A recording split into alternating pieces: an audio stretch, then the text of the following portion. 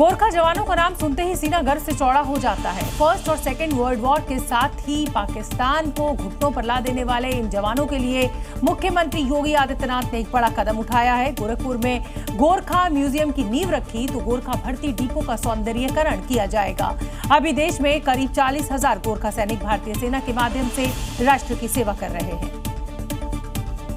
1971 के युद्ध में पाकिस्तान को धूल चटाने वाले गोरखा सैनिक, दुश्मनों को अपनी साहस और पराक्रम से घुटनों पर लाने वाले वो जवान, गोरखा सैनिकों की वीर गाथा संजोने के लिए सीएम योगी ने बड़ा कदम उठाया है।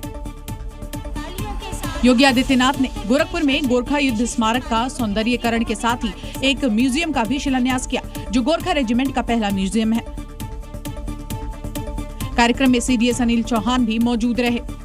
ये पूरी भूमि, ये पूरी प्रॉपर्टी गोरखा रेजिमेंट की है, गोरखा ब्रिगेड की है।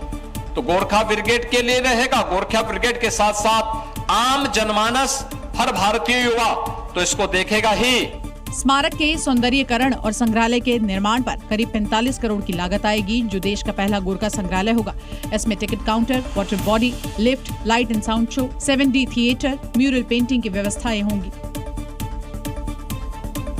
अमेरिकी राष्ट्रपति डोनाल्ड ट्रंप भारत पाकिस्तान के बीच सीजफायर कराने का दावा बार बार पेश करते रहते हैं। भारत ने ना इस दावे को हर बार खारिज किया, बल्कि अब एक और वीडियो जारी कर दिया है, जो न सिर्फ मुनीर का दर्द बढ़ा रहा है, बल्कि ट्रंप के अभिमान को भी कहा जाए कि एक तरीके से चुनौती दे रहा है। 7 मई पाकिस्तान, 22 अप्रैल को पहलगाम में हुए आतंकी हमले के खिलाफ भारत ने पाकिस्तान के जर्रे जर्रे को थर्रा कर रख दिया, जिससे न सिर्फ पाकिस्तान बिलबिला गया, बल्कि पाकिस्तान के कई हिमायती भी चौंक गए, क्योंकि भारत ने एक एक कर 9 आतंकी ठिकानों को नेस्त नाबूद कर दिया। पाक के इन नापाक ठिकानों को मिट्टी में मिलाने का वीडियो भारतीय सेना ने एक बार फिर जारी किया है, जिसमें सर्विलांस से लेकर एग्जीक्यूशन तक सब बताया गया है। भारत सीजफायर के लिए क्यों तैयार हुआ, ये भी स्पष्ट किया गया है, ताकि ट्रंप हो या कोई और किसी मुगालते में न रहे। साथ ही इस वीडियो के जरिए सेना ने जनरल मुनीर को भी संदेश दे दिया है कि वो अपने नापाक इरादों को तिलांजलि दे दें तो बेहतर, वरना उन्हें श्रद्धांजलि देने वाला भी कोई नहीं बचेगा। 12 वफात नजदीक है और इसे लेकर उत्तर प्रदेश सरकार, उत्तर प्रदेश पुलिस पूरी तरह से अलर्ट मोड में दिख रही है। त्योहार में अमन चैन बना रहे, इसी मकसद से पुलिस अब ग्राउंड जीरो पर उतर चुकी है।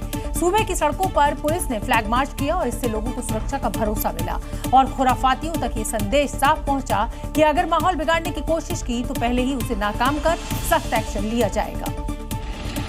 12 वफात को लेकर योगी फोर्स का मैसेज बिल्कुल क्लियर है, त्योहार मनाइए, लेकिन अगर माहौल बिगाड़ने की कोशिश की तो फिर खैर नहीं। हर कोने पर पुलिस की पैनी नजर है, सड़कों पर सख्त सुरक्षा का पहरा है और कानून व्यवस्था को दुरुस्त रखने के लिए पूरा सिस्टम चौकन्ना दिखाई दे रहा है। योगी फोर्स का ये दमखम बताता है कि खुराफात करने वालों को किसी भी कीमत पर छोड़ा नहीं जाएगा। श्रावस्ती में योगी फोर्स का पावर शो दिखा, सड़कों पर पुलिस का दमखम उतरा और सुरक्षा का ऐसा पहरा लगाया गया कि माहौल में खौफ और भरोसा दोनों साफ नजर आए। महाराजगंज में भी पुलिस की टीमें सड़कों पर उतरी। जवानों का कदमताल और सायरन की गूंज ने माहौल साफ कर दिया कि शांति भंग करने की किसी भी कोशिश पर तुरंत सख्त कार्रवाई होगी। संभल में एएसपी अनुज चौधरी की मौजूदगी में प्रशासन और पुलिस ने पीस कमेटी की बैठक की, जिसमें स्थानीय लोगों और जनप्रतिनिधियों को बुलाकर अमन चैन बनाए रखने की अपील की गई। राजधानी लखनऊ में 12 वफात का झंडा हटाने को लेकर दो पक्ष आमने सामने आ गए। आनन फानन में पुलिस ने मौके पर पहुंचकर इस पूरे मामले को शांत कराया और लाउडस्पीकर के जरिए लोगों से किसी के बहकावे में न आने की अपील भी की। काफी दिनों से आप लोग यहाँ रहते रहे हैं, पहले भी सांप्रदायिक सौहार्द से त्योहार एक दूसरे के मनाए गए हैं। इसी प्रकार इस साल भी अपना अपना त्योहार मनाइए, अनावश्यक लोगों के फालतू के बहकावे में न आइए। पुलिस ये अपील लखनऊ के काशीराम कॉलोनी में रहने वाले लोगों से कर रही है।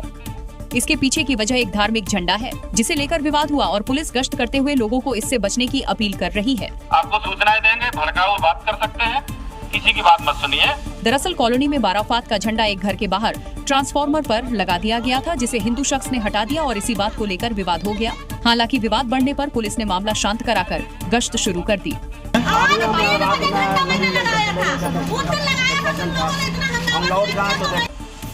मुख्यमंत्री योगी आदित्यनाथ ने उत्तर प्रदेश की बागडोर संभालने के साथ ही अपराध को खत्म करने की कसम खाई थी।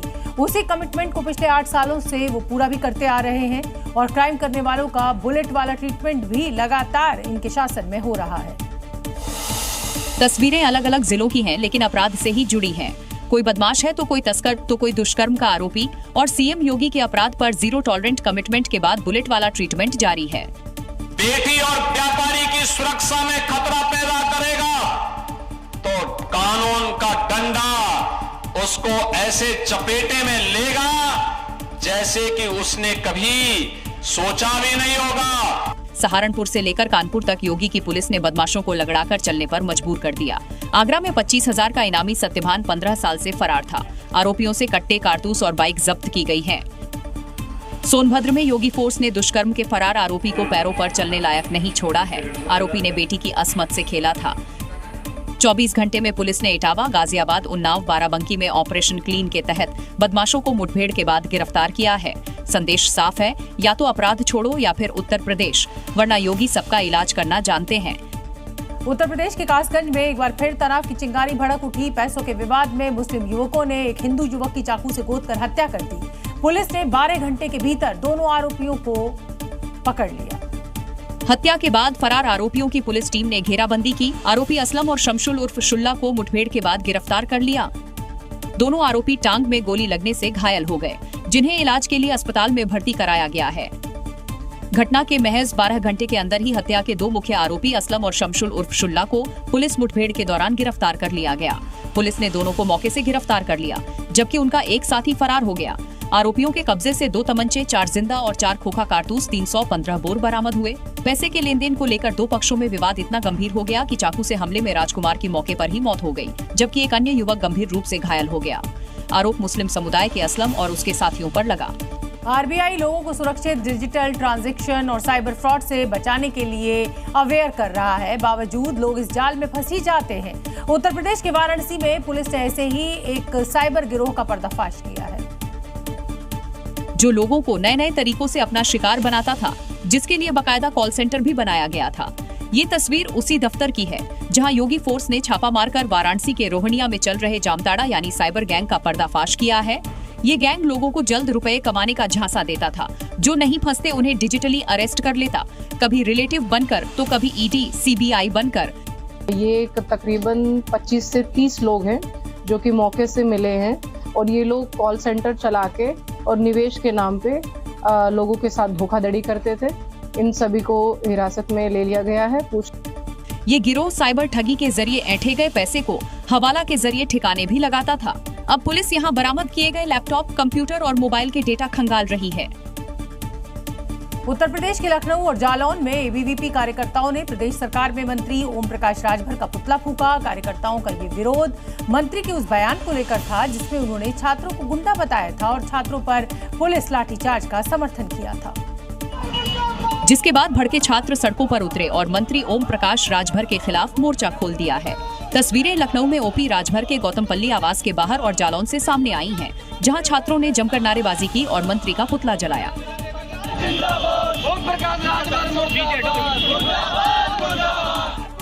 एबीवीपी कार्यकर्ताओं का कहना था कि ओम प्रकाश राजभर का बयान न केवल छात्र हितों के खिलाफ है और उन्हें मंत्री पद से बर्खास्त कर देना चाहिए।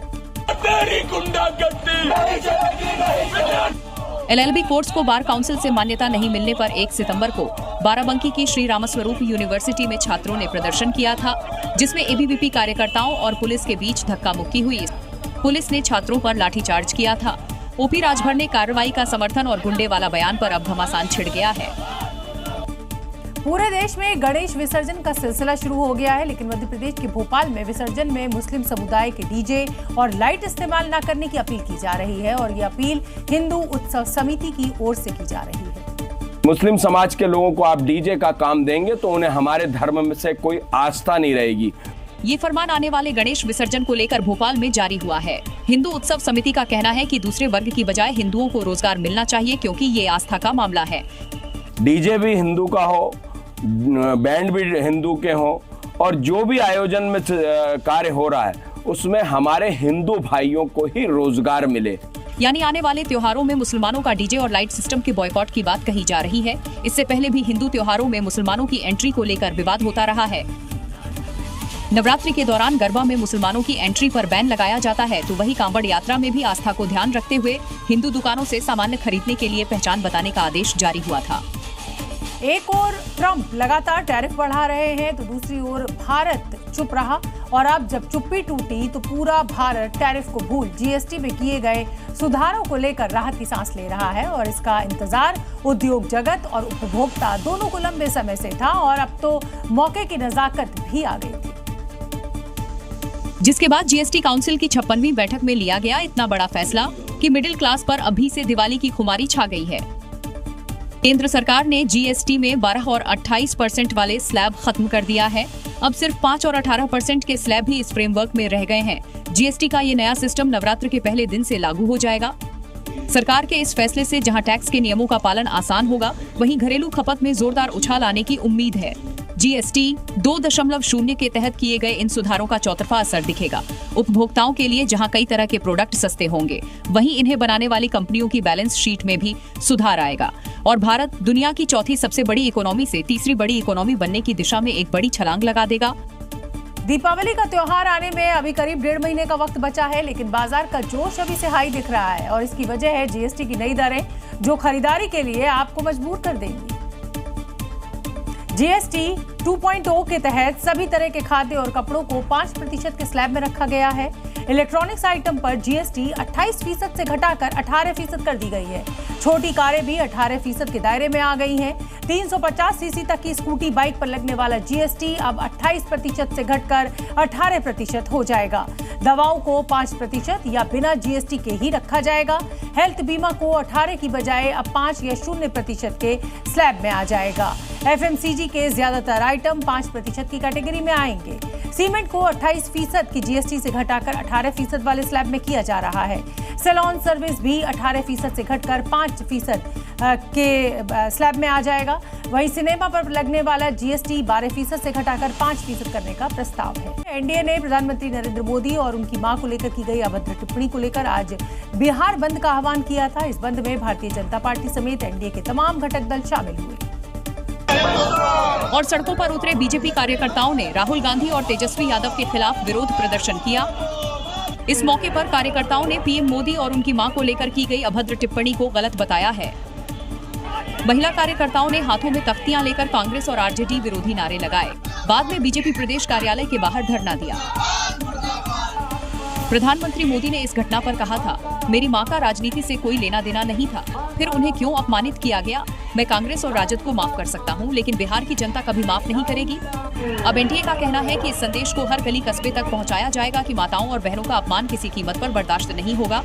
बिहार विधानसभा चुनाव को लेकर तमाम राजनीतिक पार्टियां अपनी अपनी स्ट्रेटेजी के साथ आगे बढ़ रही हैं। पार्टियों के बीच जुबानी जंग भी अब नए स्तर पर पहुंच गई है, लेकिन इन सबके बीच संघ बेहद खामोशी से बीजेपी की जीत के लिए जमीन तैयार कर रहा है, ताकि वोट चोरी जैसे मुद्दों की वजह से सत्ता पक्ष से नाराज हुए मतदाताओं को फिर से बीजेपी के करीब लाया जा सके। आरएसएस की इसी स्ट्रेटजी से बीजेपी ने पहले हरियाणा और फिर दिल्ली में सरकार बनाई थी। बिहार के लिए आरएसएस ने बिहार को 2 प्रांत उत्तर बिहार और दक्षिण बिहार में बांटा है। उत्तर बिहार का काम मुजफ्फरपुर और दक्षिण बिहार का पटना से होता है, जिसके लिए 2 से 3 महीने पहले ही करीब 10,000 स्वयंसेवक बिहार भेजे जा चुके हैं, जो बिहार में पहले से मौजूद करीब 6,000 स्वयंसेवकों के साथ मोर्चा संभाल चुके हैं। ये स्वयंसेवक आम लोगों के बीच बैठते हैं, चाय पर चर्चा करते हैं, उनकी शिकायतें सुनते हैं, नाराज मतदाताओं को भड़ास निकालने देते हैं और इसके बाद राष्ट्रवाद क्यों जरूरी है, इसका पाठ पढ़ाते हुए मोदी सरकार में लिए गए बड़े फैसलों को सामने रख देते हैं। इसको लेकर के पूरे बिहार में 10,000 ये जो स्वयंसेवक हैं, जो आरएसएस के हैं, जो प्रचारक हैं, इनकी टोली भेजी गई है। कुछ दिन पहले देश में समोसे के साइज पर बहस हो रही थी, लेकिन क्या आप सोच सकते हैं कि एक समोसा लड़ाई का कारण भी बन सकता है? जी हां, उत्तर प्रदेश के पीलीभीत में इसी एक समोसे ने पति पत्नी में महाभारत करा दी। यहाँ पति पत्नी के बीच ना तो वो का चक्कर है और ना ही कोई विवाद, लेकिन फिर भी पीलीभीत में पति पत्नी के बीच महाभारत हो गई, वो भी सिर्फ एक समोसे के लिए। छोटा समोसा कुछ दिन पहले रवि किशन संसद में समोसे के साइज को लेकर बयान दे रहे थे, लेकिन इस एक छोटे से समोसे ने ऐसा विवाद कराया कि पत्नी ने अपने परिजनों के साथ मिलकर पति की जमकर कुटाई कर दी। वजह सिर्फ इतनी थी कि युवक समोसे लाना भूल गया था। मेरे पैसे गिर गए, इसीलिए समोसा नहीं ला पाया मैं। उसी बात को लेकर इसने मेरी बहन को गाली गलौज दी और मतलब मेरे से भी लड़ाई की इसने। पीड़ित की शिकायत पर पुलिस ने केस तो दर्ज कर लिया है, लेकिन चारों तरफ चर्चा ये है कि भूख मिटाने वाला समोसा पति पत्नी में विवाद भी करा सकता है। दिल्ली में यमुना का ऐसा कहर टूटा है कि अब सरकार को भी इस पूरे मुद्दे ने घेर लिया है और ऐसा इसलिए कहा जा रहा है क्योंकि बाढ़ का पानी सचिवालय तक पहुंच गया है। सैलाब ने न सिर्फ सड़कों को डुबोया, न सिर्फ बस्तियों को जिसे कहा जाए पानी पानी किया, बल्कि अब सत्ता के गलियारों को भी अपनी चपेट में ले लिया। हर गुजरते घंटे के साथ यमुना का उफान और तेज हो रहा है, जिससे लोगों का हाल बेहाल है और यमुना का प्रहार थमने का नाम नहीं ले रहा। तस्वीरें किसी नदी की नहीं बल्कि उस सड़क की हैं और दावा किया जा रहा है यहाँ से सचिवालय कुछ ही दूरी पर है। देखिए इस मंजर को, सड़क का नामो निशान तक डूब चुका है। यहाँ से लेकर जो पानी है बड़ी तेजी से इस तरफ आ रहा है, सड़क के इस तरफ और इस तरफ बड़ी जो है पानी भरता हुआ दिख रहा भी होगा। पानी इतना भर गया है कि अब हालात संभालने के लिए अब पंपों की मदद ली जा रही है, मोटरें लगाई गई हैं। यमुना बाजार का हाल बेहाल है, यहाँ जिंदगी पूरी तरह पानी में कैद हो गई है। उफान इस कदर बढ़ा कि इंसानों के आशियानों पर ही कब्जा कर लिया। तस्वीरें राजधानी के पौष इलाके हैं और हाल देखिए, जहाँ तक नजर जा रही है बस पानी और उसके वार का असर दिखाई दे रहा है। चाहे मंदिर हो, घर हो या फिर बाइक, सब पानी में डूब चुके हैं। सैलाब का ये सिलसिला दिल्ली की तरफ बढ़ रहा है। पहाड़ों पर हो रही लगातार बारिश अब मैदानी इलाकों में तबाही का सबब बन चुकी है और सबसे बड़ा डर अब दिल्ली पर मंडराने लगा है। यमुना का पानी किनारों को लांघता हुआ बस्तियों में दाखिल हो चुका है और इससे निचले इलाकों में हालात काफी बिगड़ गए हैं। अब यमुना के कहर के ड्रोन वीडियो भी सामने आ रहे हैं जो साफ बयान कर रहे हैं कि आने वाले घंटे कितने भारी हो सकते हैं और किस तरह राजधानी डूबने की कगार पर पहुंच चुकी है। वीडियो सब कुछ बयां कर रहा है। यमुना का रौद्र रूप अब किनारे बसे इलाके पर टूट पड़ा है। जो सामने आया वो बह गया, नामो निशान तक मिट गया। यहाँ सिर्फ तबाही और पानी का कहर है। पानी हर जगह सीधा अटैक कर रहा है। इस बस्ती को देख लीजिए, चारों तरफ सैलाब का शिकंजा कस चुका है, बच निकलने की कोई राह नहीं। जो घर कभी जिंदगी से गुलजार थे उनमें अब एक भी इंसान नहीं है। बाढ़ के खतरे ने पहले ही उन्हें उखाड़ दिया। अब यहाँ सिर्फ सन्नाटा है। जहाँ नजर जा रही है वहाँ बस ऐसा ही डरावना मंजर दिख रहा है। चारों तरफ पानी ही पानी और यमुना का सैलाब हर तरफ तांडव मचाने को तैयार है। जिंदगी भी अब इस तबाही के साए में कांप रही है। बढ़ता जलस्तर आने वाले वक्त की सबसे बड़ी चेतावनी है। इस पुल को देखिए जो अब बाढ़ के चपटे हैं और राजधानी का कल कितना डरावना होगा, इसकी उलटी गिनती जारी है। पहाड़ों पर हो रही लगातार बारिश अब मैदानी इलाकों में तबाही का सबब बन चुकी है और सबसे बड़ा डर अब दिल्ली पर मंडराने लगा है। यमुना का पानी किनारों को लांघता हुआ बस्तियों में दाखिल हो चुका है। इससे निचले इलाकों में हालात बिगड़ गए हैं और अब यमुना के कहर के ड्रोन वीडियो भी सामने आ रहे हैं कि हमने आपको जैसे बताया कि वो बयान कर रहे हैं कि राजधानी डूबने की कगार पर है, लेकिन दिल्ली में यमुना नदी खतरे के निशान से ऊपर बह रही है। आप भी देखिए तिब्बत मार्केट का क्या हाल हो गया है। दुकानों के शटर डाउन है और पूरे मार्केट में पानी ही पानी है। जी न्यूज संवाददाता अमित भारद्वाज मार्केट में एक दुकानदार के साथ दाखिल हुए तो डराने वाला मंजर था। अगर मैं और आगे जाऊंगा तो मैं यहाँ तक, ये गले तक मेरे वो पानी आएगा। अभी घनश्याम वहाँ गए थे। घनश्याम, किस तरह का सिचुएशन है? आप गए थे आगे 5 फुट से ऊपर पानी है थोड़ा। हालात ऐसे हैं कि मार्केट में नाव उतार चुकी है। बाढ़ की चेतावनी के बाद नीचे की दुकानें खाली कर दी गई हैं। ये मोनेस्ट्री का इलाका है और यहाँ पूरा पानी भरा हुआ है। बाढ़ के हालात को देखते हुए दिल्ली सरकार ने तिब्बती मार्केट को पूरी तरह बंद करा दिया है। खतरे को देखते हुए 2 दिन पहले ही सरकार ने दुकानें बंद करने का आदेश दे दिया था। नदी के किनारे पर आई भीषण बाढ़ से रेजिडेंशियल और कमर्शियल दोनों इलाके प्रभावित हो रहे हैं। दिल्ली में यमुना का जलस्तर ऐसा बढ़ा कि शहर की धड़कन तक डूब गई। हालात ये है कि आईएसबीटी से लेकर मोनेस्ट्री तक हर तरफ पानी ही पानी है। अगर बात साल 2023 की करें तो यमुना का जलस्तर सबसे ज्यादा 208.66 मीटर पहुंच गया था। उससे पहले साल 1978 में जलस्तर 207.49 मीटर तक गया। 2013 में 207.47 मीटर ये जलस्तर पहुंचा था। वहीं इस साल ये वाटर लेवल 207.19 मीटर पार कर चुका है और 2010 में यमुना का जलस्तर 207.11 मीटर पहुंच रहा था। ऐसे में यमुना के मौजूदा जलस्तर ने राजधानी में साल 2010 का रिकॉर्ड तोड़ दिया है। हैरान मत होइए, तस्वीरें कश्मीरी गेट की हैं, ठीक वहीं जहां आईएसबीटी बस स्टैंड मौजूद है। रोजाना लाखों यात्रियों की आवाजाही वाली ये जगह अब पानी के समंदर में बदल चुकी है। यमुना में आई बाढ़ ने यहां अपना ठिकाना बना लिया है। सैलाब का पानी फैल चुका है और पूरा इलाका चारों तरफ से पानी की गिरफ्त में नजर आ रहा है। बाढ़ बिल्कुल सड़क के करीब पहुंच चुकी है। अगर यमुना में सैलाब और बढ़ा तो शायद पूरा इलाका इसमें डूब जाएगा। मोनेस्ट्री मार्केट का हाल देख लीजिए। जहां कभी रौनक और भीड़ नजर आती थी, वहां सैलाब ने पूरी तरह कब्जा कर लिया है। लोग मजबूरी में अपना सामान समेट रहे हैं और जो कुछ बचा है उसे किसी तरह सुरक्षित जगह पहुंचाने की कोशिश हो रही है। सदर बाजार में भी बाढ़ का पानी भर गया है और हालात ये हैं कि दुकानों तक सब कुछ पानी में कैद हो चुका है। यमुना का बढ़ता जलस्तर अब दिल्ली की धड़कनें बढ़ा रहा है। हर गुजरते घंटे के साथ बाढ़ का खतरा और भी बढ़ रहा है। और आगे बढ़ेंगे और बात करेंगे सपनों के शहर गुरुग्राम की, जहां लोगों ने लाखों करोड़ खर्च कर एक घर खरीदा, लेकिन भारी बारिश के बाद जल जमाव से जिंदगी यहां नरक हो गई। कई सोसाइटीज में खाने पीने के लाले पड़ गए। राहत और बचाव दल के लोग ट्रैक्टर और जेसीबी से मदद के लिए यहां पहुंच रहे हैं। और कई दिनों में गुरुग्राम में ऐसे ही हालात हैं।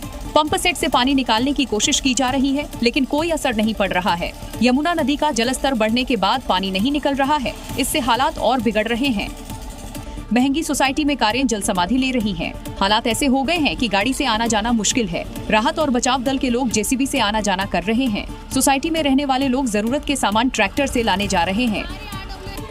कुछ घंटों की बारिश में गुरुग्राम में बाढ़ आना आम बात है। अरावली की ढलान पर बसा है, जहां पानी का बहाव नीचे की ओर होता है। इस ढलान पर अब कंक्रीट का घना जंगल खड़ा हो गया है, जिसके कारण पानी निलक नहीं पाता। उत्तर भारत में बारिश ने कई राज्यों की हालत पस्त कर दी है। पहाड़ी राज्यों में तो लैंडस्लाइड रास्ता रोक रहे हैं, तो मैदानी राज्यों में जगह जगह जल जमाव ने रफ्तार पर ब्रेक लगा दिया है।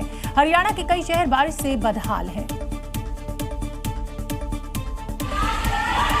चाहे वो साइबर सिटी गुरुग्राम हो या फिर सोनीपत, इन शहरों में ट्रैफिक का दबाव कम करने के लिए जगह जगह अंडरपास बनाए गए हैं, लेकिन बारिश ने सड़कों पर बने अंडरपास की पोल खोलकर रख दी है। पहली तस्वीर गुरुग्राम के राजीव चौक का सबवे अंडरपास है। करोड़ों रुपए खर्च कर बना ये अंडरपास बच्चों के लिए ये स्विमिंग पूल बन गया है, जो अंडरपास में पानी भरते ही इसमें धमा चौकड़ी करते नजर आने लगते हैं।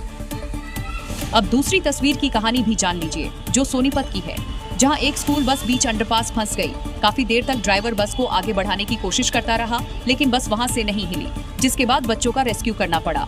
हालांकि प्रशासन का दावा था कि शनि मंदिर के पास अंडरपास बारिश के दौरान पानी नहीं भरेगा, लेकिन यहाँ पानी भर गया। एक तरफ मैदानी इलाकों में बारिश ने कहर मचा रखा है, तो दूसरी तरफ पहाड़ों पर भी आफत बनकर बारिश बरस रही है। लगातार लैंडस्लाइड से लोगों को परेशानियों का सामना करना पड़ रहा है। बिलासपुर में सांसद अनुराग ठाकुर के सामने ही भयंकर लैंडस्लाइड हुई। पूरे हिमाचल प्रदेश में बारिश ने कहर बरपा रखा है। एक तरफ बारिश तो दूसरी तरफ पहाड़ों पर हो रहा लैंडस्लाइड लोगों के लिए मुसीबत का कारण बना हुआ है। हिमाचल प्रदेश के बिलासपुर से लैंडस्लाइड का एक खतरनाक वीडियो सामने आया है। लैंडस्लाइड सांसद अनुराग ठाकुर के सामने हुआ। तस्वीरों में देखिए कैसे पहाड़ से पत्थर गिर रहे हैं। नीचे एक कार खड़ी हुई है और सामने अनुराग ठाकुर और कुछ अधिकारी खड़े हुए हैं और लोगों से वहां से हटने के लिए कह रहे हैं।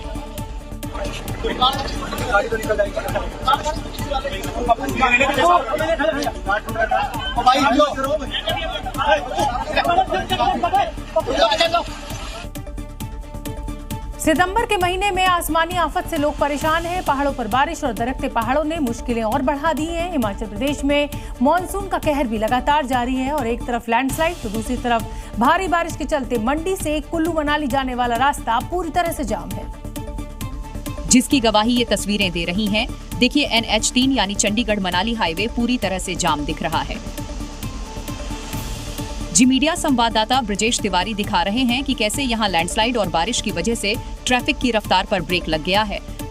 ये जो हाईवे की तस्वीरें आप देख रहे हैं, ये मंडी से कुल्लू और मनाली की तरफ जाती है, लेकिन जैसे ही पत्थर गिरने शुरू हुए आगे, गाड़ियों को एक बार फिर रोक दिया गया है। पहले भूस्खलन की वजह से ट्रैफिक को रोका गया, फिर बारिश ने मलबा हटाने के काम में बाधा डाली, जिसकी वजह से हाईवे पर गाड़ियों की लंबी कतार लग गई। तकरीबन 7 से 8 किलोमीटर का लंबा जाम इस वक्त यहाँ पे लगा हुआ है। प्रशासन की कोशिशें जारी हैं और लोग हाईवे खुलने का इंतजार कर रहे हैं। ऐसे हालात में हिमाचल गए तो फंसना तय है। उत्तराखंड से हिमाचल प्रदेश तक पहाड़ तोड़ तबाही का सिलसिला जारी है। यहाँ अचानक पहाड़ का एक बड़ा हिस्सा दरक कर सड़क पर आ गिरा और इसकी तस्वीरें अब सोशल मीडिया पर खूब वायरल हो रही हैं। देखिए कैसे ऊपर से पत्थरों की बरसात हुई। पहाड़ से निकलते मलबे ने सड़क पर अफरा तफरी मचा दी और लोग देखते ही देखते दहशत में आ गए। पल भर में पूरा मंजर बदल गया और देखते देखते पिकअप पर ऊपर से मौत का मलबा गिर पड़ा। वाहन चकनाचूर हो गया। यहाँ भी कुछ ऐसा हुआ ने धीरे धीरे मिट्टी खिसकी और एक साथ मलबे के रूप में तबाही लेकर नीचे उतरी। गनीमत रही कि इसकी रफ्तार तेज नहीं थी, वरना ये बिल्डिंग पूरी तरह इसकी चपेट में आ जाती। सब कुछ शांत था, लेकिन किसी को क्या पता था कि अगले ही पल मंजर बदल जाएगा।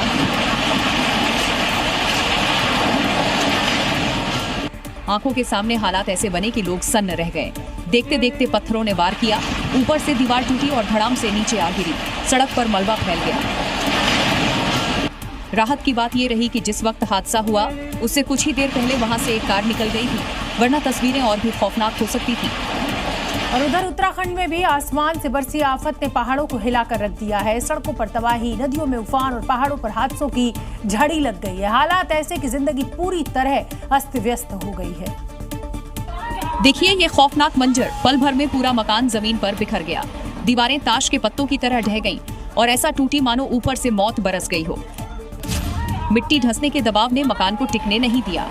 नतीजा ये हुआ कि पलक झपकते ही घर का आधा हिस्सा मलबे में बदल गया। मिट्टी धंसी और सब कुछ पल भर में खत्म हो गया। जब लगा कि ये तबाही थम गई है, तभी अचानक ऐसा मंजर सामने आया कि दिल दहल गया। देखिए, ऊपर से दीवार गिरी और नीचे खड़े कच्चे आशियाने पलक झपकते ही जमीन में समा गए। और अब जरा इस बस को देखिए। लैंडस्लाइड के बाद पत्थर ने इसे चकनाचूर कर दिया। खिड़की टूटी, सीटें बर्बाद हो गईं। पहाड़ों पर कहर की ये तस्वीरें बताती हैं कि तबाही ताबड़तोड़ जारी है। लगातार हो रही बारिश की वजह से जम्मू कश्मीर में चिनाब नदी उफान पर है। नदी का पानी लगातार बढ़ रहा है और इसी वजह से अखनूर के कई गांव सैलाब की चपेट में आ गए हैं। यहां 2 दर्जन गांवों का संपर्क तो पूरी तरह से कट गया है, जिसकी वजह से गांव के लोगों को जान जोखिम में डालकर नदी पार करना पड़ रहा है। चिनाब के तेज बहाव के बीच स्थानीय लोग तैरकर या फिर ट्यूब के सहारे नदी पार कर रहे हैं। कोई अपनों को बचाने के लिए जा रहा है तो कोई अपने घर से सामान लाने के लिए। दरअसल गढ़खाल, कोटली जैसे गाँव चिनाब में पूरी तरह से घिर गए हैं। भैंसी है उधर, सब कुछ सामान सब कुछ उधर ही है। घर भी है, भैंस भी है, घर भी तबाह हो गया सब कुछ। इलाके में बाढ़ की वजह से आई तबाही साफ तौर पर देखी जा सकती है। लोग कितना मुश्किल हो रही है लोगों को यहाँ पे। हाँ, मुश्किल तो हो रही है। पानी पिछले 8 दिन से पानी लगातार बहाव जारी है, तेज पानी है। सड़कें कट गई हैं, घर पूरी तरह सड़कें घर पूरी तरह बीच में आ गए हैं। सड़कें पूरी कट गई हैं। परगवाल सिंह पूरा कट हो गया इधर से। इधर चिनाब के साथ ही तवी नदी का बहाव भी तेज बढ़ रहा है, जिसमें उठती लहरें अब यहाँ रहने वालों में खौफ पैदा कर रही हैं। बाढ़ से जो एक राज्य इस वक्त बुरी तरह जूझ रहा है वो है पंजाब, जहां बड़ी संख्या में पानी की वजह से लोगों की मुश्किलें बढ़ गई हैं और आसमानी आफत कहर बनकर यहां तबाही मचा रही है। ये 3 तस्वीरें देखिए और अंदाजा लगाइए कि पूरे राज्य के हालात कितने बदतर हैं। शहरों में नाव चल रही है, सड़कें कहीं दिखाई नहीं दे रही हैं, घर-बार सब कुछ डूबा है। भारी बारिश के बीच अमृतसर में बाढ़ जैसे हालात बन गए हैं। घुटनों तक पानी भरा है, खेत डूबे हैं और नाव के जरिए लोगों को मदद पहुंचाई जा रही है। लगातार बारिश से चंडीगढ़ में हालात बद से बदतर होते जा रहे हैं। सुखना झील के फ्लड गेट खोल दिए गए हैं, तो वहीं शहर के रोज गार्डन में भी पानी भर गया है। तस्वीरें देखिए जीरकपुर की, जहां सड़कों पर पानी पूरी तरह भरा हुआ है। फिरोजपुर और डेरा बस्सी में भी हालात चिंताजनक है, जहां लगातार पानी छोड़ा जा रहा है। कुदरत के कहर के आगे जनता बेबस और प्रशासन लाचार नजर आ रहा है। सवाल ये है कि आखिर कब थमेगा ये कहर। यमुना नदी में उफान से मथुरा में बाढ़ का खतरा बढ़ गया है। नदी की धारा खतरनाक स्तर से 40 सेंटीमीटर ऊपर बह रही है और 6 से ज्यादा गांव जलमग्न हैं। यमुना का जलस्तर अब डराने लगा है। इंच बढ़ते जलस्तर ने कृष्ण नगरी मथुरा को एक टापू में तब्दील कर दिया है और मंदिर भी डूबने लगे हैं। अब 2 तस्वीरें देखिए, जहां मंदिर के बाहर एक श्रद्धालु की कमर तक पानी है, तो वहीं मंदिर के अंदर का नजारा भी कुछ ऐसा ही है। जी मीडिया संवाददाता के घुटनों तक पानी है, जो लगातार बढ़ता जा रहा है। सभी से मेरा अनुरोध है कि इस समय यमुना से दूरी बनाए रखें, अधिक से अधिक सावधानी बरतें, आपका जीवन सुरक्षित रहेगा। आप लोगों से सावधानी बरतने की अपील की जा रही है, क्योंकि मथुरा में यमुना जी का जलस्तर विश्राम घाट के ऊपर पहुंच गया है। और देखिए लगातार यमुना के जलस्तर में वृद्धि हो रही है। मथुरा के विश्राम घाट की तस्वीरें आपको दिखा रहे हैं और देखिए पास में ही यमुना के अपने सबाब पर है। कितना तेज बहाव है, आप देखिए कि कितनी तेज रफ्तार से यमुना का जल आगे की ओर बढ़ रहा है और रिहायशी इलाकों में दस्तक दे रहा है। प्रशासन मॉनिटरिंग कर रहा है। बाढ़ के खतरे को देखते हुए लोगों को सावधान किया जा रहा है। पूरे देश में बारिश से नदियां उफान पर हैं और यही हालात मध्य प्रदेश के उज्जैन के भी हैं, जहां शिप्रा नदी के उफान पर आ जाने से घाट किनारे बने मंदिर पूरी तरह से जलमग्न हो चुके हैं। तस्वीरें महाकाल की नगरी उज्जैन की है, जहां लगातार हो रही बारिश के बाद शिप्रा नदी उफान पर आ गई है। बारिश के कारण जलस्तर बढ़ने से कई घाट जलमग्न हो चुके हैं। रामघाट पर बने कई मंदिर शिखर तक डूब चुके हैं। जहां तक नजर जाएगी सिर्फ पानी ही पानी दिखाई दे रहा है। शिप्रा के उफान पर आने के बाद लोगों को घाट पर जाने से रोक दिया गया है ताकि किसी तरह की कोई जनहानि ना हो। और शिप्रा नदी उफान पे आ गई है। यहाँ पे कोई यकीन नहीं था एकदम इतना पानी गिरने के बाद इतनी बाढ़ आ जाएगी। उज्जैन ने सब मंदिर इनके घाटों में सब डूब गए है। उज्जैन ने और बड़ा पुल 1 फीट और बचा, बड़ा पुल डूबने ने। लगातार बढ़ते शिप्रा के जलस्तर के कारण प्रशासन ने अब बैरिकेड लगा दिए हैं और लोगों की आवाजाही पर भी रोक लगा दी गई है। जगह जगह पुलिस तैनात है। लोगों से नदी किनारे न जाने की अपील की जा रही है।